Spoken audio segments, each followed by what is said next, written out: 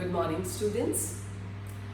In this session of your chapter Electrochemistry, we will be doing the measurement of conductivity of electrolytes, ionic solutions.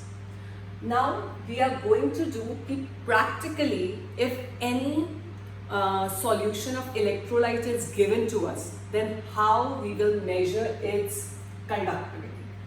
You all know that conductivity is represented by kappa.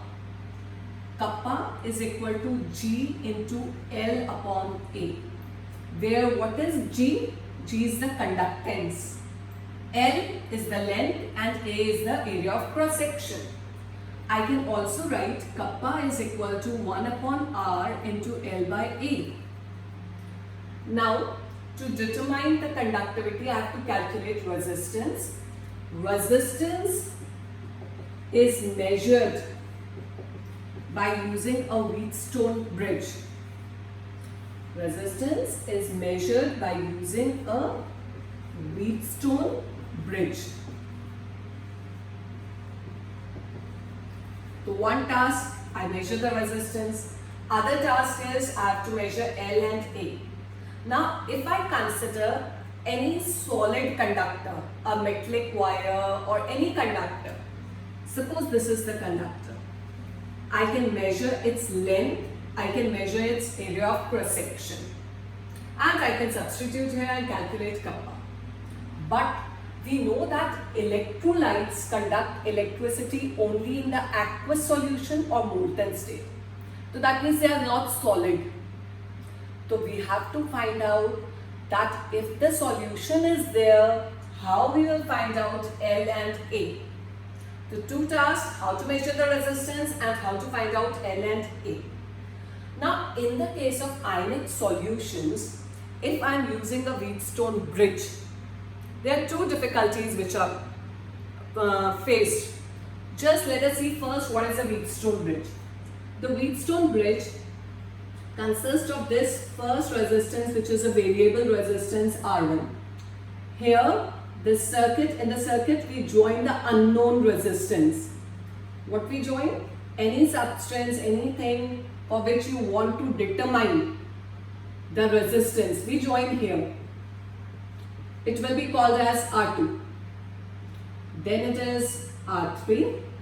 It is a fixed resistance. This is R4. This is the fixed resistance. If I connect them to a source of direct current, then when we pass it through the electrolytic solutions, composition will change. So we connect it to a source of alternating current. And in between, we place a galvanometer, which is called a detector in this case. And when the detector needle points to 0, we call it a null point. We call it a null point. Now, if I have to measure the resistance of any metal, I can take the solid piece and I can tie it up here like this. And using the Wheatstone bridge, we know that I will vary the resistance R1 in such a way that detector shows 0. When the detector shows 0, we call it null point. And at null point, R1 upon R2 is equal to R3 upon R4. This is a variable resistance. I can vary it to get 0 here. So R2 can be calculated as R1, R4 upon R3. But this is a solid conductor. Now, if I consider I have taken an electrolytic solution, I cannot connect it in the circuit directly. I cannot dip these wires directly into the solution without any solid support. So when I take the ionic solution or the electrolytes, their aqueous solution, they are taken in specially designed cells, which are called conductivity cell. You can see there is an opening here, there is a lid. There are two electrodes made up of platinum. They are just the two. It is available in different shapes. This is one of the shapes. These are the two electrodes of platinum, which are there. These are platinum electrodes. So I fill up the solution from this. This is the solution filled. The electrolytic solution, or you say the ionic solution. Aqueous solution of the electrolyte. And then this conductivity cell is connected in the Wheatstone bridge here. We connect it like this.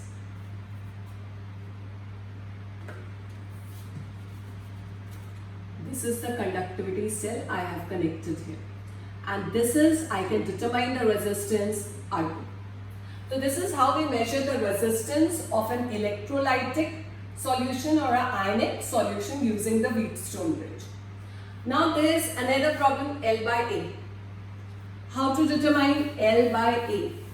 Now, in market, certain standard solutions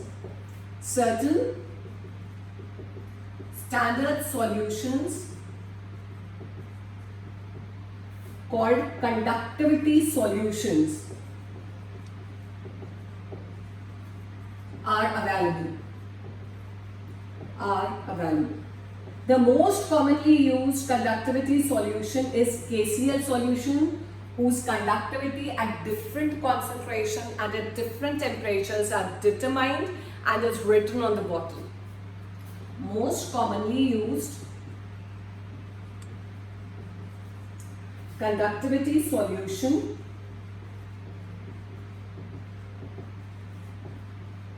is KCl, whose conductivity at different concentrations and different temperatures are accurately known.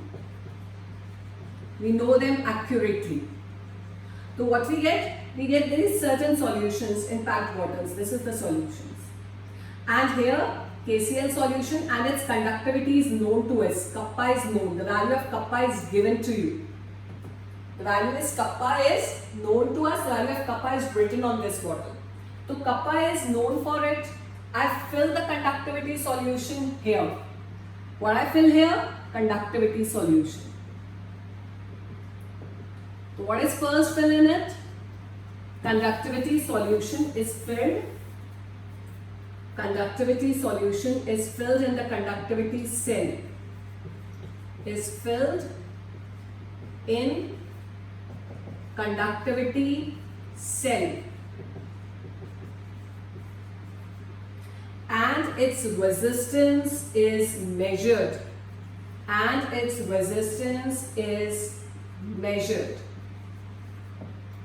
So I measure the resistance R2, that is the resistance of the conductivity solution. Kappa is known to us.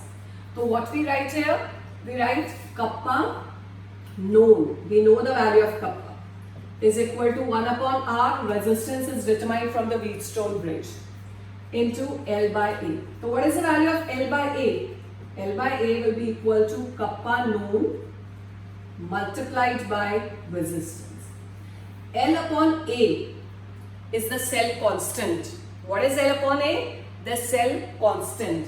For this cell, the distance between the two electrodes is L and A is the area of cross-section of these electrodes. So once we calculate the cell constant for any cell, I filled in this cell, I put this cell here, I have calculated the cell constant, I represent it by G star. G star is equal to L upon A. So once I calculate it will always remain same. So what I do with a marker pen on this glass container, I write the value of G star. Now for this conductivity cell, G star will be fixed. As long as you use it, you add any solution to it, G star will be the same value. Suppose I say the G star obtained is, G star value is X. What is the value of G star I am taking? X. So G star here, I write the value X. Now, I have to determine what the conductivity of a ionic solution. To determine the conductivity of any ionic solution, of any electrolyte or ionic solution, it is filled in conductivity cell whose cell constant is known. Already we know the cell constant. I've written the value here. So I know the cell constant. Its cell constant is x, G star. The value is known to us. So I fill that solution whose G star is known, and resistance is measured using Wheatstone bridge, and its conductivity is calculated as follows. Now how we calculate? Kappa is unknown to us. I have to calculate kappa. Kappa is equal to 1 upon R from the Wheatstone bridge. And G star, the value already I know, X is the value. So I calculate kappa unknown. So again I am repeating. First, the conductivity cell is filled with a conductivity solution whose kappa is known to us, whose conductivity is accurately known to us. So we know the kappa. I measure the resistance of the Wheatstone with the help of Wheatstone bridge, and I determine what is L by A, that is G star. G star is called cell constant. When I get the value of the cell constant on the conductivity cell, I write the value of G star. So if I use that conductivity cell again and again, the value of G star will remain same. So I fill it with any unknown solution. I determine the resistance using Wheatstone bridge. G star is fixed, R you determine, so you can calculate the conductivity of any unknown solution. So this is how we measure the conductivity of electrolytes. This we have done with conductivity and its measurement. Thank you.